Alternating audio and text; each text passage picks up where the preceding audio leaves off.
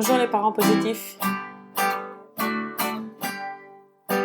ici Coralie du blog Les 6 doigts de la main pour avancer ensemble sur le chemin de la parentalité positive. Et aujourd'hui, je voudrais parler de la joie dans l'éducation, dans la famille. Et plus que des conseils, je crois que c'est une interrogation que je partage ici. Une interrogation qui fait suite à des réflexions que je me suis faites dans notre propre famille.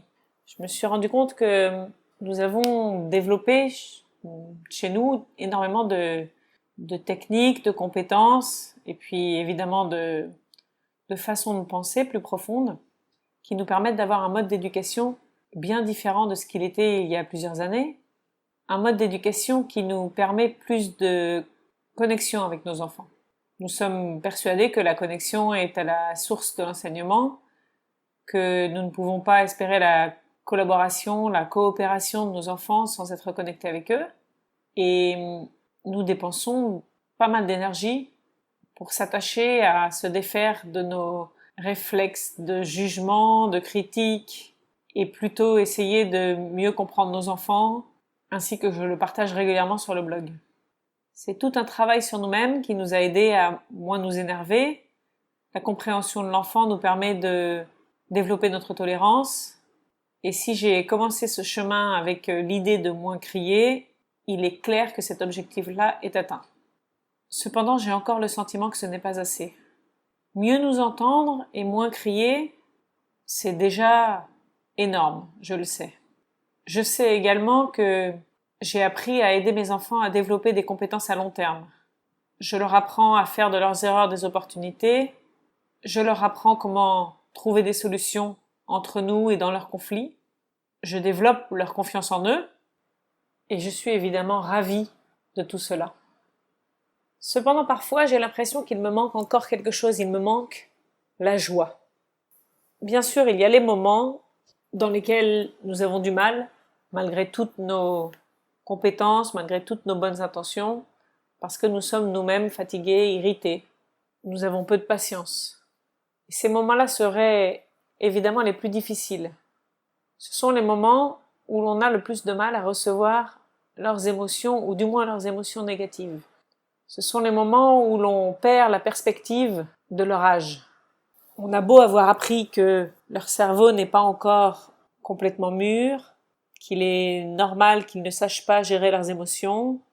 Quand on fait face aux colères des enfants, aux frustrations des enfants, on a parfois du mal à garder notre patience.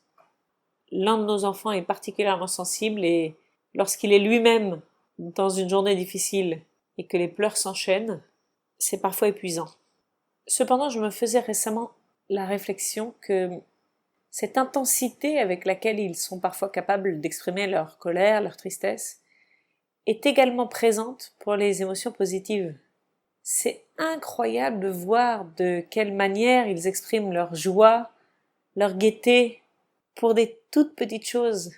Voir comme le rire peut éclater pour une bêtise, comme traîner le papier en faisant semblant que c'est une voiture peut les mettre en joie.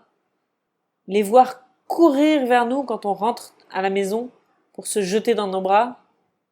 Oui, le jeune enfant est extrême dans ses réactions, tant dans le positif que dans le négatif.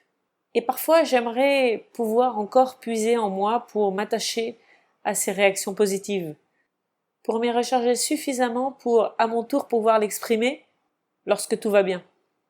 Pas seulement développer ma capacité de faire mieux face aux moments négatifs, mais également profiter, savourer encore plus les moments positifs. Et j'irai encore plus loin, créer des moments positifs, mettre de la joie dans des moments qui sont plutôt neutres. Je crois que ça, c'est un réel défi. C'est vraiment aller un cran plus loin. Ne pas s'arrêter seulement au fait de mieux gérer les conflits, mais également de rendre la vie plus heureuse, d'être plus joyeux au quotidien. Ça passe également par des compétences. Ça peut vouloir dire, par exemple, de développer sa capacité à lâcher prise, à ne pas se bloquer sur des attitudes du quotidien qui nous agacent, clairement, mais qui finalement ne gâchent que notre propre humeur. Et si parfois on se détachait un petit peu de ces moments-là, de ces agacements-là, pour plutôt s'attacher au plaisir d'être ensemble. Si on arrivait à mieux développer la joie de la famille. Encore une fois, ce partage aujourd'hui est plus de l'ordre de l'interrogation que du conseil. Parce que je cherche des pistes. Parce que moi-même, je sens que j'en ai besoin. Parce que je trouve encore que je ne profite pas assez des moments partagés. Que je ne les savoure pas assez. Oh oui, bien sûr, nous avons des moments de joie, et de rire, et de partage, et de jeu. Mais je suis persuadée que nous avons en nous la capacité de faire en sorte que ces moments soient plus fréquents encore.